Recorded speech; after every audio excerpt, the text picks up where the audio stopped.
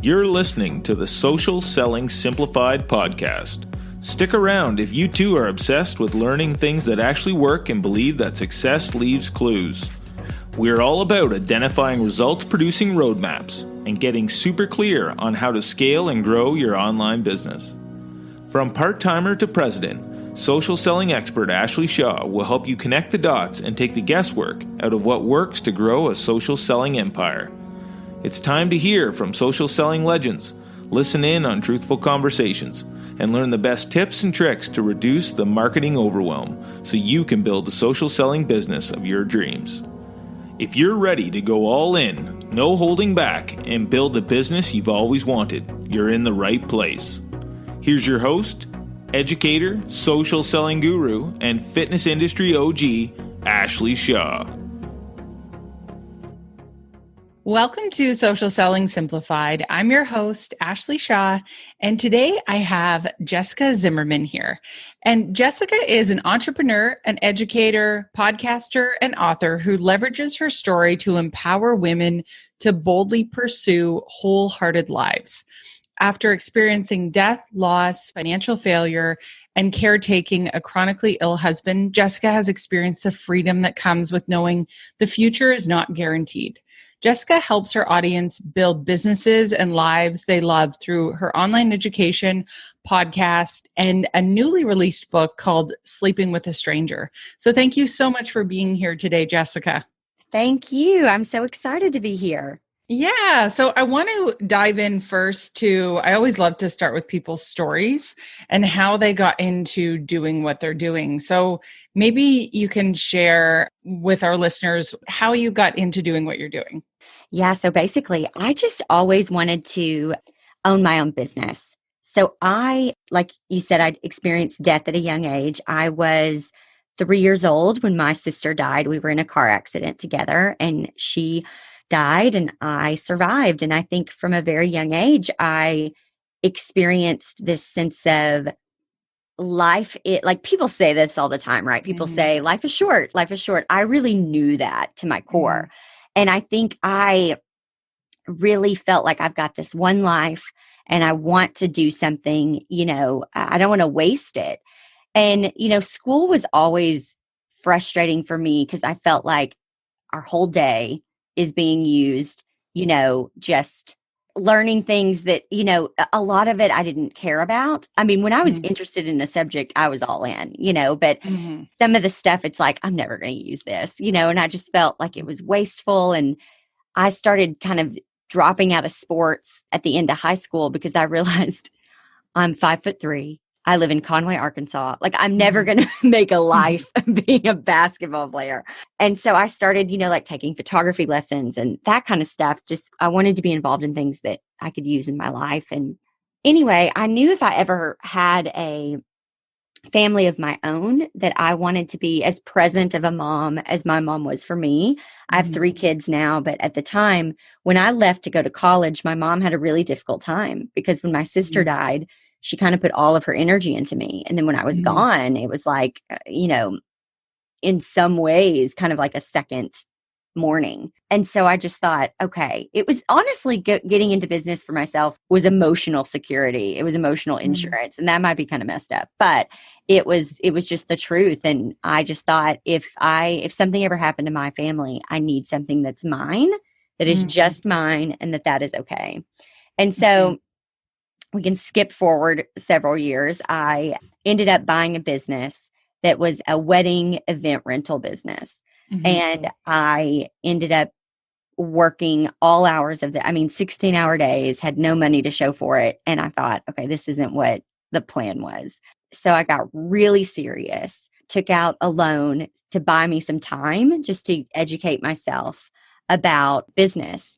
And it was all very simple things that I learned, but I was able to kind of turn it around pretty quickly. And what I realized is that people in the wedding business, there was nothing that taught us, here's how you have a successful wedding business. And this was really before like online courses became a big thing. And I just wrote this thing called The Business Behind the Blooms. It was the foundation, of how you have a successful business. And it really wasn't even, I didn't write it as like a how-to. I honestly wrote it almost more from a perspective of a memoir. I just shared what I did. I was like, here's what I was doing. And then I did this. And then this was the outcome. And I think the reason why it became so successful, and it's interesting because I had no newsletter list. I think I had 300 followers on Instagram, and I sold it completely through just posting about it on Instagram. And I sold 44 copies. And that right there showed me that what happened was after I started getting feedback from people, because I just thought I'd share it once and be done. But I started getting feedback from people who took it, who said, this is the best thing I've ever taken, because I don't feel like I'm being told what to do. I feel like I'm reading someone's story, and I feel like I'm a bird on the wall, and I'm getting, or a fly on the wall, and I'm getting to relate to it, and everything is working. And then I had people who would say, I've never booked more than a $2,000 wedding, and I booked a $20,000 wedding, like right after taking your program. Or I've never made more than $40,000 the whole year, and I made six figures the year after I took your program. And those were the things that made me know, okay, this doesn't just work for me, this actually works. And so, I just started kind of sharing what I did from a perspective of like, this works for me, here you go. And that was kind of when I at first felt, at my most, I guess, seen, because, or at my most comfortable, because I felt really like a fraud in the wedding business. I didn't really care, there's all these people that they know the name of every flower. They are obsessed with learning about, color palettes. And I just didn't care. I mean, I'd honed a craft, but the thought of doing that for the next decade just was miserable to me. And when I taught my first webinar, when I was very, very, very, very young, I used to sit in front of a mirror after my sister died because I didn't have anyone else to play with. So I would sit in front of a mirror and I would talk to myself and I would interview myself and stuff. And when you teach a webinar, that's what you do essentially, is there are people there, but you can't see them. All you see is yourself. And at that moment I thought, oh, okay, you've actually been preparing for this your whole life. So, yeah. And so can you share a little bit more about what you do now and how you help empower women, and what that sort of looks like for you in your day-to-day life? Yeah, all I really know how to do is share what I know. And listen, I don't know a lot, but I have grown into this really confident place as a businesswoman. And a lot of that, it came because I was kind of forced to do that. My husband, at first I've always felt really out of place where I lived. I live in Arkansas, and I've always felt like people didn't express it. Maybe they do, but it's not expressed a lot. Dream bigger, or they, elevate you to do more or to be better, to, I don't know, just have this bigger life. And so I always felt a little bit out of place, but I started really when my husband got sick. So I had a little girl, and then she wasn't even 2 years old, and I had twin boys. And about 6 weeks after that, my husband started getting really sick. Now, up until this point, I'd never brought home any money, and my husband had taken care of us. And he had just changed jobs. He was a financial advisor, and he had just changed jobs, and he started getting really sick, and he was in and out of the hospital for a year. And it became really obvious to me that, here's a financial advisor who works, who he's not going to get paid if he doesn't bring in new clients. And I knew that it wouldn't be personal, it would be business, but no business can keep you on. And to me, it wasn't a matter of if he would get fired, it was when. And I just thought, okay, I've got to turn this business, or this, kind of this, I use quotation marks, hobby business, because it really wasn't a business. It was more of a hobby, but I've got to turn that into an actual business. And when I did, it really came from a place of fear, of just, I've got to, he's going to lose his job and I'm going to have to support us. And I do not want to go work for anyone else. So I have to figure it out. It was not necessarily a healthy, few years of just having newborn twins, having a 2-year-old, having a husband in and out of the hospital, and trying to supplement his 6-figure income. And it was an exhausting, couple of years, but I did it because oftentimes when we're backed against a corner, we do anything that we have to do, to get what we need. And that's it really was just a determination that, drove me. So today, I just came out with a book. It was released a couple months ago. Very grateful. It hit Wall Street Journal bestseller, USA Today bestseller, but it's called Sleeping with a Stranger. And it's about anyone who followed me for any amount of time. They saw me share, about the business side and the highs and lows, the good things, the bad things. I was always very vulnerable in sharing about business. And I think that's why the Business Behind the Blooms, and I have some other programs, Know Your Numbers and A Winning Website and The Power of Pinning. The reason they do well is because I'm just very vulnerable about the information. But what I didn't realize is that being vulnerable about business was really preparing me to be vulnerable about my personal life, which is what Sleeping with a Stranger is all about. It's about what was going on in my life personally while I was kind of building this empire, if you will. Mm-hmm. Yeah, I really in your story, vulnerability seems to sort of this, I don't know if cornerstone is the right word, but it's been this like connection of dots that it seems like has happened from a very early age. And then to see, I think I've always felt like, when you said there about not feeling like a complete expert in something, but sort of going at it anyway, there's definitely this vulnerability that accompanies you when you dive into something and that, like there are other people out there that know more or that have more of those, the background and the education. I tend to talk to a lot of social sellers and entrepreneurs that have that fear. And it's an interesting paradigm and relationship between, being vulnerable and also balancing that fear that goes with it. So how do you think that you've managed to bring those two things together? Because I think like you are a beautiful example of those two things, like dancing together and something beautiful coming out from it.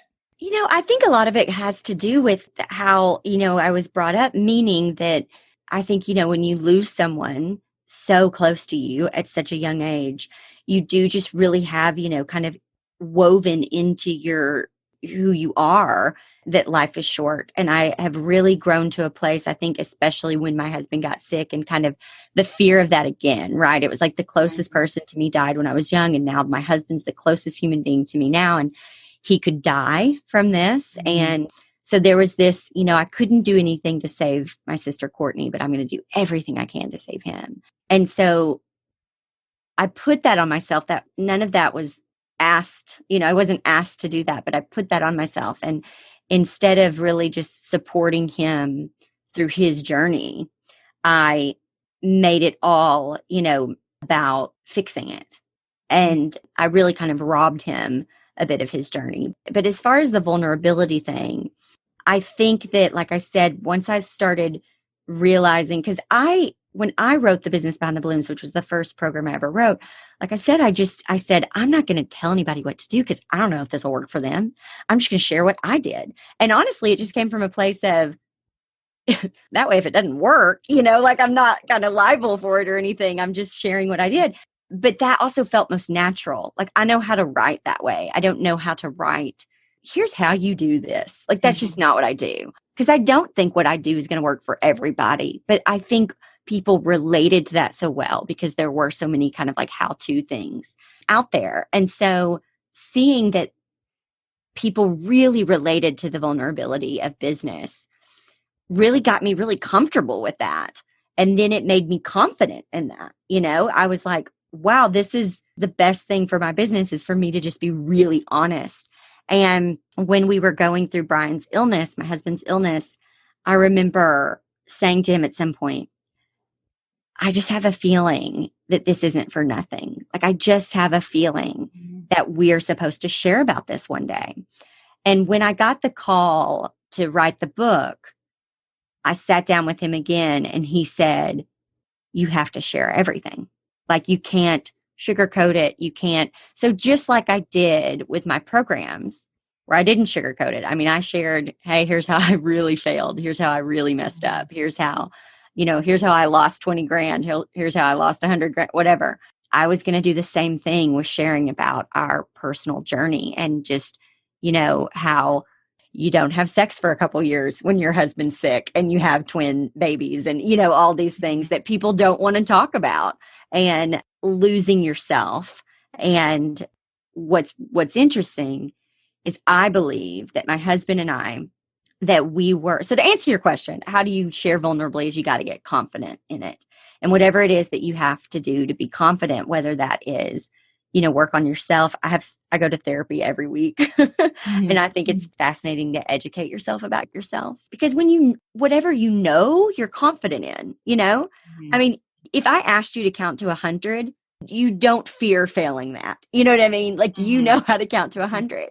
If I ask you, something else, I don't even know an example, like, you might not be as confident. It's just what you know. And so once I really started to know myself better and understand myself better, I just became more confident as a person. And I don't need anyone else's approval for that. As long as I have my approval, I'm good. And so I really am able to kind of go through life that way, knowing that if I'm good, we're good. I don't need people to like me. I feel confident in the decisions I make. I feel confident in how I'm raising my kids. Even if someone disagrees with me, that's okay. They're not your kids. They're my kids. You know what I mean? Like, you just have to get confident with your own decisions and stuff. And I think that really stems from getting confident with yourself. And confidence comes when you know. So if you know yourself, you're going to be confident in yourself. And was that ever something that you felt like you had to work through in terms of, I guess where I'm going with this is this is another thing that I hear a lot of entrepreneurs struggle with, is other people's opinions and, the backlash that can happen when you do put yourself out there and you are vulnerable. So do you have any advice or strategies around that? I know getting to know yourself is obviously one of those. That's a big one. Is there anything else that you feel that, because you are obviously it's a strength for you, is there anything else that you felt like led to that, or advice that you would have to give other entrepreneurs on that? Yeah, I think a big one for me was, now you can only imagine in the wedding world is all visual. And so about the time that, Instagram is coming to play is about the time that I'm really in the wedding world. And so I was at one point, following all these wedding accounts. And it just kind of hit me one day. I started really reading about, successful people, and really kind of researching and studying successful people and what do successful people do. I started taking on the habits of successful people, like waking up early, taking care of yourself first, those kinds of things. But one of them that I read just kept saying, like, stay in your lane. Like, don't look at what other people are doing. How can you ever get your to-do list done if you're looking at what other people are doing? And it hit me so clear. And I just unfollowed everyone in my industry. I mean, from other floral designers to wedding planners to photographers to videographers to caterers. I mean, anyone who would ever be posting a photo of a wedding, I unfollowed them. And then I made a rule with myself that I'm never going to follow more than 200 people, because you can just get out of control. And then you're just scrolling all the time. And so I thought, I want to make sure that I am only using social media as a business platform to get people to my website.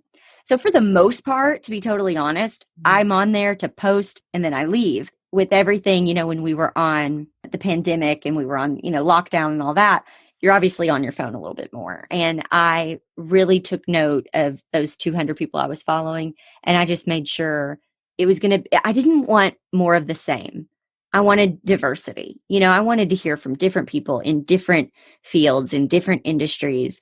And that really is what makes me have better ideas, not seeing more of the same. You know what I mean? But really, following this basket weaver in Africa, and then following this ceramic maker, this pottery maker, and then also following, an artist who does art on canvas, but then also following the leader of, Forbes Women or whatever, and then following somebody like Reese Witherspoon, who is sharing different things. And then, you know what I mean? Just totally different. So I'm not following all artists or all celebrities or all, you know what I'm saying? Just getting different voices in there that are nobody that I look at or see is going to make me feel bad about myself.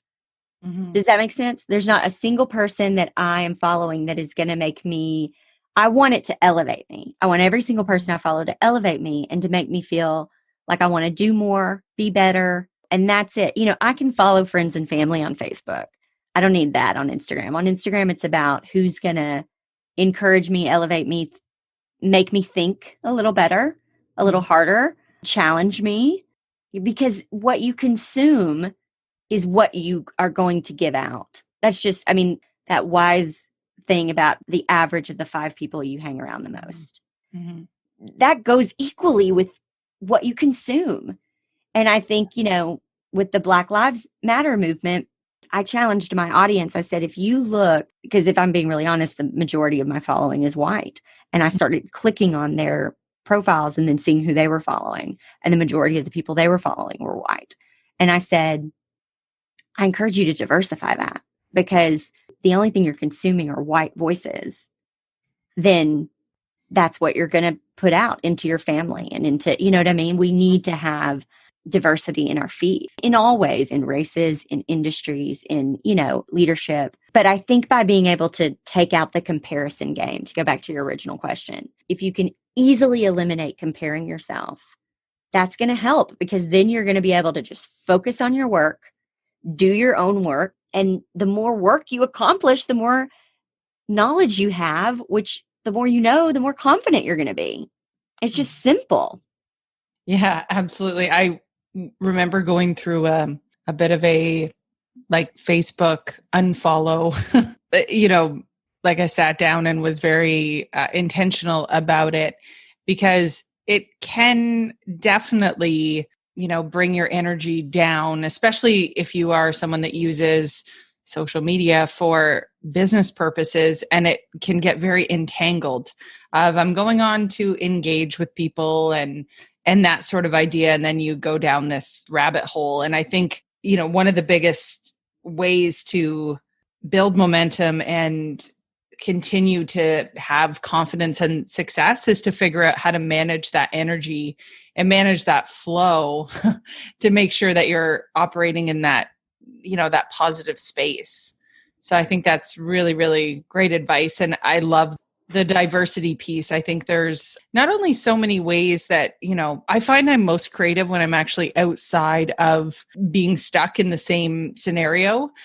I find actually like travel for me usually really helps break up the monotonousness of what I normally see. And that's where my creativity can flow a little bit more. So it's like changing the surroundings, changing the scenery, changing the voices. Like it's about doing all of that to bring in the creativity.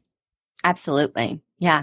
And then I would love to talk a little bit more about your book and what the listeners can expect in your book. So the title of your book is Sleeping with a Stranger.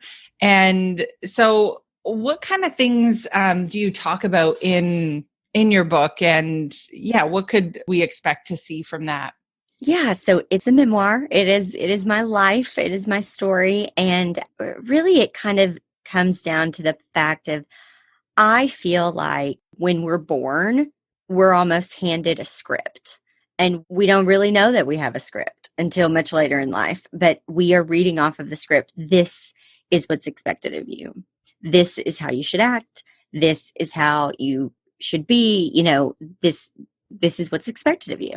And I honestly think that, you know, I was doing a good job of reading off of my script. My husband, Brian, was doing a good job of reading off of his script. And I think that honestly, it took his illness and him being in and out of the hospital to where he did, you know, eventually lose his job. I had to kind of step up and be the, you know, provider in many ways. Mm-hmm. And in doing so, I think we really actually became the people we were always meant to be. Had we not ever had a script, you know, had we not ever had someone say, I just get to give an example. Little boys, they're taught to, you know, go out for the basketball team. I don't know a little boy, and maybe I'm wrong by saying this, but who says, man, you know what I really want to be? I really want to be the manager of that basketball team. Like, I really want to do the laundry and I really want to just take care of the players. You know what I mean? Like, I think most fathers would say, no, you don't want to do that. You need to try out for the team. My husband is the most amazing caretaker there is. Like, he takes care of me and our children better than I ever could, meaning like just taking care of our everyday needs, making sure there's groceries, making sure that laundry's clean, making sure that if one of my kids has an accident, that it's cleaned up. I mean, he's just naturally that way. And I believe that we're all born, with these natural strengths. And I think that along the way, society, which is also the script, right, tells us, no, that's not how you need to be. You need to be this way. I mean, I remember I'm a natural leader. That's not who I want to be. That's just who I am. I'm not a leader for everybody, but I naturally see a better way of doing things in everything, not just in business and everything. I mean, the kids freaking drop off at their school. I'm like, there's a better way to do that. Like, I always am just thinking that way. But my voice was even brought down sometimes when I was growing up. It was like, no, you're too young to have that idea, honey. Let the grownups do that. Or, I'm not talking about in my home, but I'm just saying like in school or in church or something. So that voice starts to get brought down and you start to think, oh, well, maybe my opinion doesn't matter. Maybe I should just shut up and let someone else lead, even though I feel like I could do this job better. And so I think we had kind of, unbeknownst to ourselves, Brian had graduated, he had gotten, the MBA and he had the big finance job and he hated it and he was miserable. But that's what society told him to do. I was, kind of the wife and the mom with the cute little side job on the side. But like that, I wasn't happy. And I think his illness really broke us all the way down to where we had to rebuild. And we were able to really, I was able to go, I really like working more. I really am fed with that. And I get a lot of energy. And I feel like I'm a better mom and a better wife and a better everything when I work more. Leading a team is one of my favorite things that I get to do every day. And, then there were things that he really felt that were more him, that felt better. So we really just kind of were broken down to where we were able to rewrite our scripts. And I think I'm really glad that we learned that lesson, in our 30s. Because I know a lot of people, I've heard from people who have read Sleeping with a Stranger and they go, I'm 60 and I still read off the script. And it's heartbreaking. And I don't know if any of that made sense. Yeah, no, totally. I was just thinking about this idea of, when you're forced to rewrite things.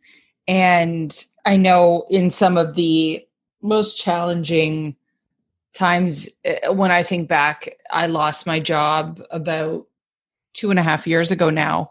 I was the president of a fitness company and they decided that they were going to close, like no notice. It was, a very sudden change of events that occurred.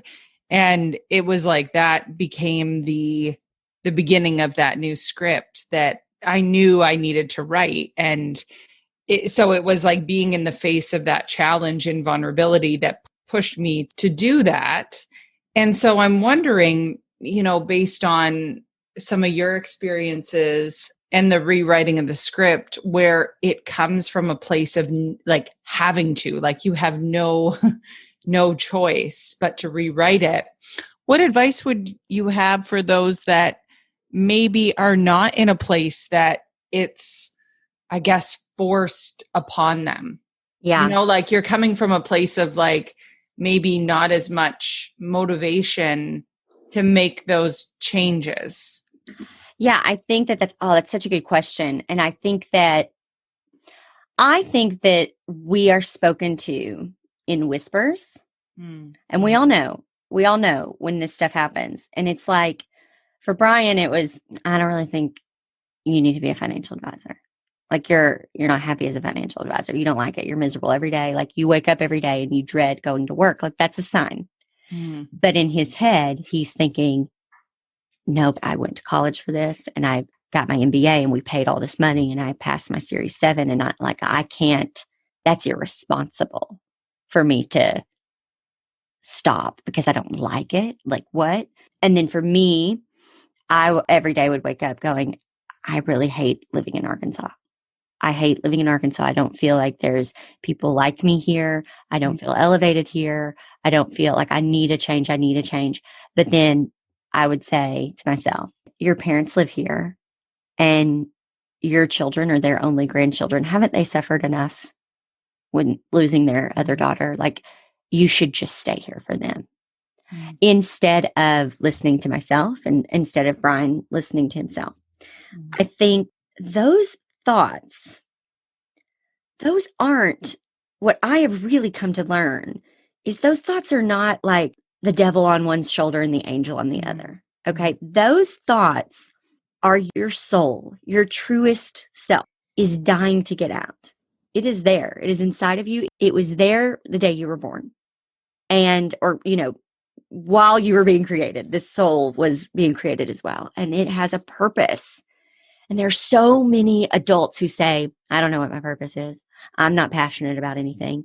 And it is because you've been reading off of this script your whole life. And listen, you're not in the minority, okay? Because most people have. If you're thinking, yeah, that's me, you're not in the minority. But if you can really start to pay attention, because that isn't, like I said, that's not the devil voice, the devil shoulder saying, hey, here's a thought, and you're supposed to challenge it with being appropriate. Okay. This is your soul telling you, this is not what I want, or this is what I want.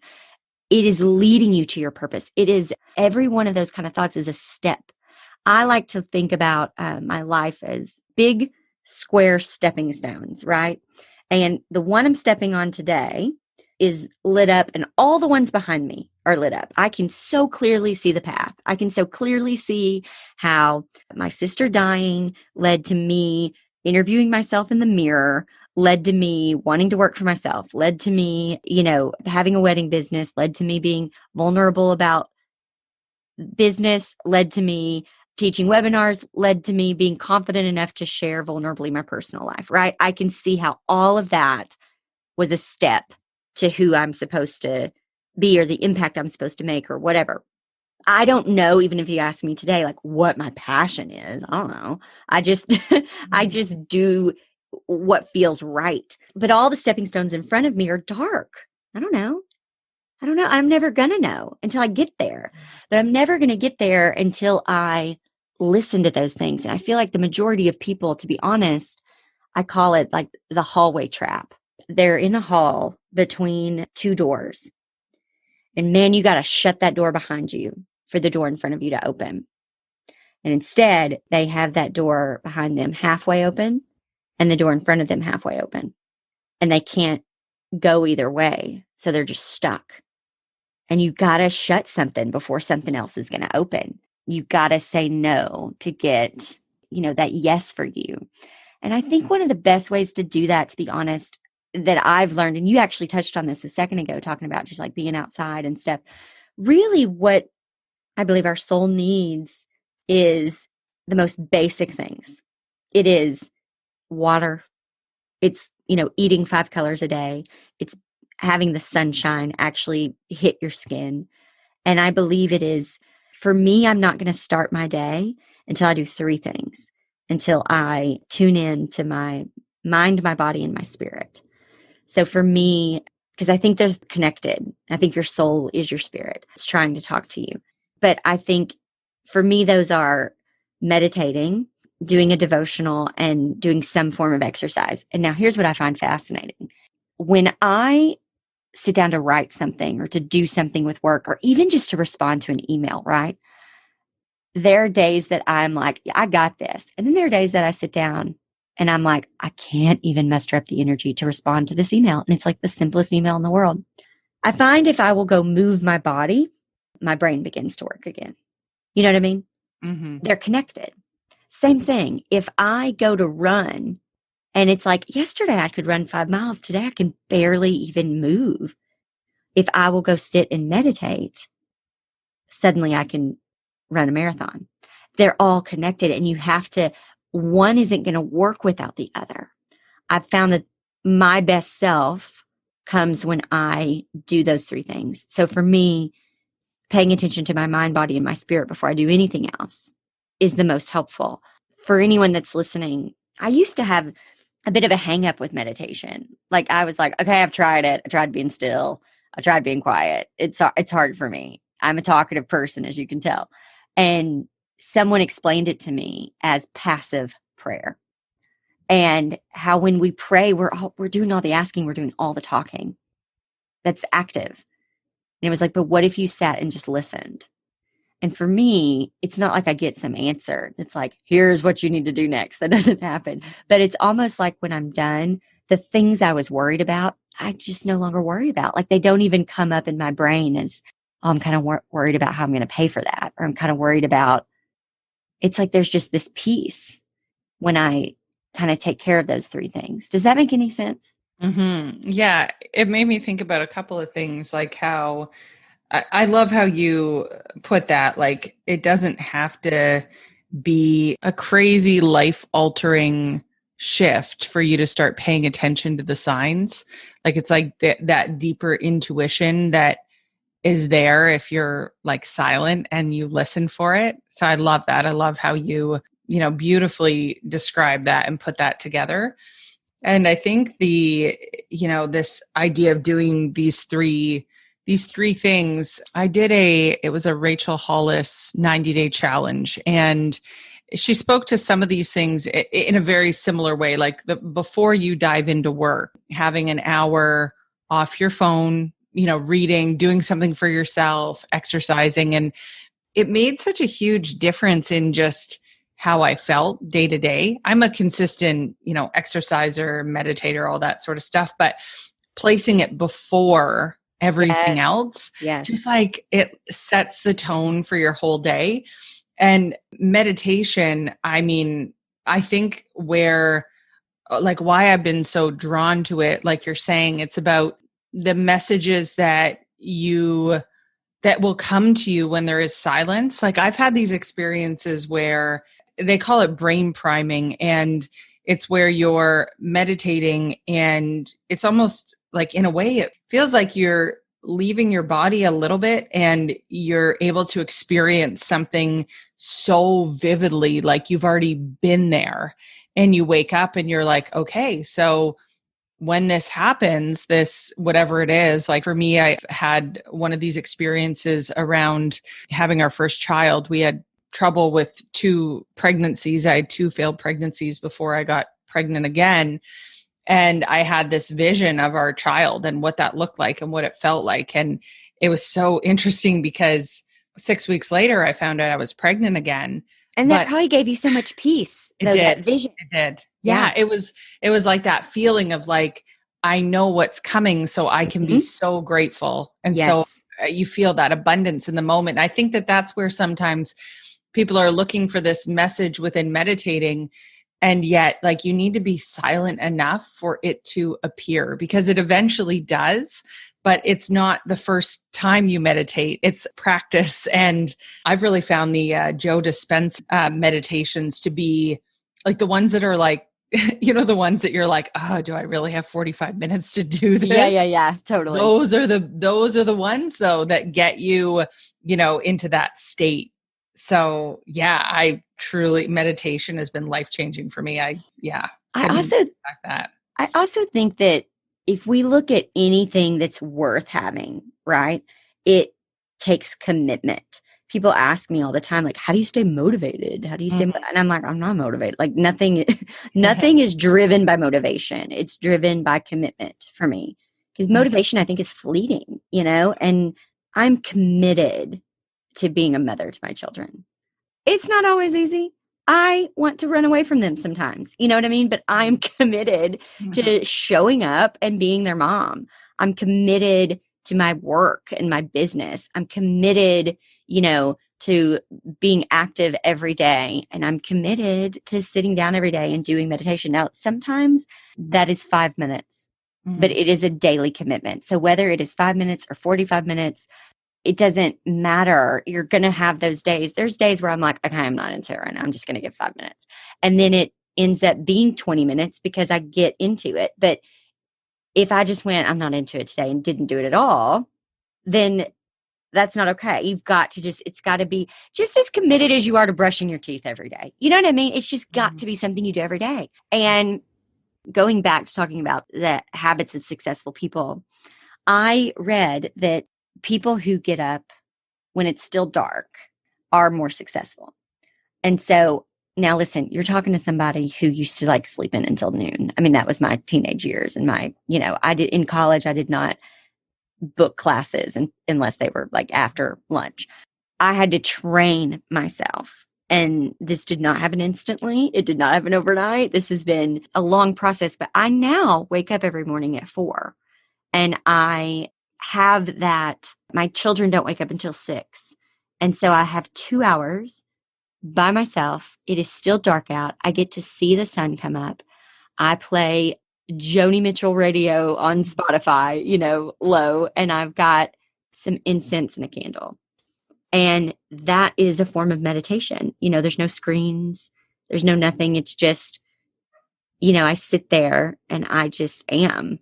And I just get to kind of wake up as the day wakes up. And there's something really wonderful about that I found is really helpful. And then when my family does wake up, I am so filled and ready to be with them. Mm-hmm. Yeah, I think there's something about creating that space that it helps extend the space you have for others. Like It's a beautiful, beautiful, peaceful time. And I know some people I know I was like that too. Like I would hear that. And before I had this sort of switch where my vision wasn't like pulling me out of bed in the morning, I would sometimes struggle with that, like getting up, like, I would sleep through my alarm, like hit the snooze button. Like I've been on both sides of that. I felt both sides of what it feels like to be I wonder if it's almost like, it's like driven so much by your purpose. Like you're so connected to what you need to do. And then there's like that part of priming yourself and knowing that all those things fall into place. And then there's also, being on the other side of that and not maybe feeling that, that connection to waking up and, making that space for yourself. So it's definitely an alignment, I think, of purpose and getting those things into place. Because when you do, I feel like all those behaviors actually become a lot easier. Yeah. And here's something else I want to add to that. It's so good, Ashley. I think that we've got to treat ourselves and speak to ourselves. You're going to get this because you're a mom, but like we would speak to our children. So let's say the night before we are like, I am waking up at 5 a.m. tomorrow. I've got my alarm clock and whatever. And let's say we sleep through it. And let's say we don't wake up until 6. We cannot then go, oh, you are such an idiot. Like, why can't you just wake up? What's wrong with you? Like, how would you say to your child? I would say your intention was good and you're going to try harder tomorrow. You're okay. You're okay. The world is not ending because you didn't wake up at 5. You will do better tomorrow. Give yourself some grace, speak to yourself kindly. Yesterday, I, didn't feel the best last night and I slept in today. My alarm went off at 4 and I didn't get up. And when I woke up, I didn't beat myself up about it. I was like, it's okay. That's what you needed today. It's okay. Again, it's about commitment. And it's not about being perfect, but it's about eventually just being able to really listen to your body and see what it needs. And that starts with kindness, I think. Mm-hmm.